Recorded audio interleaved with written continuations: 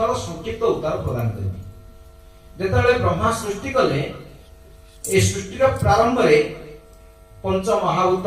एटा प्रथमे भगवान सृष्टि कले कहना भगवान को आसी 8टा प्रकृति परमेश्वर भगवान कौन कले पंच महाभूत प्रथम तैयारी कले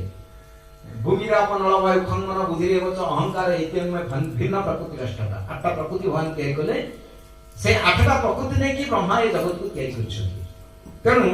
परमेश्वर भगवान पंच महाभूत द्वारा स्थावर अस्थावर जीवन को पृथ्वी रे सृष्टि करंती सेही बोली मनुष्य मान को शास्ति देवा उद्देश्य रे पाप पुरुष को मध्य सृष्टि करबे। प्रश्न उठियो भगवान काहे शास्ति देवा को सृष्टि कले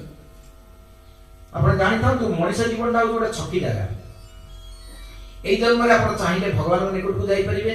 एई जन्म रे चाहिले पुन कर्म फल तयारी करी जन्म चक्र घुरी परिबे काहे की प्रश्न उठियो तालो अन्य माने कोन पापर भागीदारी नुहंती नहीं अन्य जो इतर शरीर आपण देखुछते 80 लाख प्रकार शरीर से माने कर्म फल भोग करिया पई ई सु शरीर पाइछन आपण जतरा मनुष्य शरीर विच्युत हेबे ई सब इतर शरीर को ही जीवे 9 लाख जल जीव 20 लाख प्रकार वृक्षलता 11 लाख प्रकार कुर्मिकीट 10 लाख प्रकार पक्षी 30 लाख प्रकार पशु ए 80 लाख प्रकार शरीर घुरिला पर हम मनुष्य शरीर को आछे पुणी जेतबेला आमे विच्युत हबा पुणी 80 लाख प्रकार विभिन्न शरीर को जीवा दंड पाइला परे पाप अनुसार तो मनुष्य शरीर जो छकी जगह तो एटू चाहिए हम जो अनुसाधन दिखाई आमर विवेक शक्ति अच्छी ए विवेक को हम बुझी पारुचे आपको हम यूटिलाइज कर परिबा जा भगवान कहले कर्मणि बाधिका तो मा फलेश कदाचन कहना जीव बा विशेष करके मनुष्य को एई ज्ञानटा दे देछि आ से अनुसाधनटा को से ठीक भाबे व्यवहार कर परबो से ठीक कोन भूल कोन जानि पारुछि जदि ए जगत रे 5 प्रकार चेतनार जीव छन कोन कोन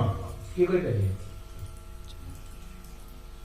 5 प्रकार चेतनार जीव ए जगत रे छन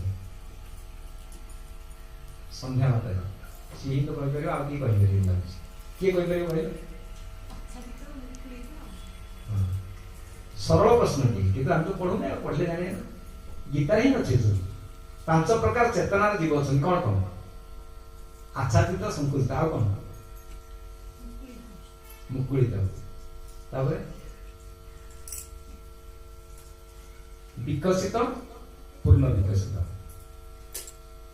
आच्छादित नहीं आवृत कहते आवृत संकुचित जीव अच्छा माने मनुष्य नुहे ये जो 80 लाख प्रकार जो इतर सभा 84 लाख प्रकार जो जीव जन अच्छा 5 प्रकार चेतना जीव अच्छा आम भावुचे से पिलाटा कहीं बुझी पारनी किसी से लोकटा कहीं बुझी पारनी अभक्ष गुड़ा भकुची अबाटे जाऊँगी चेतनाटा हूँ से मुकुलित चेतना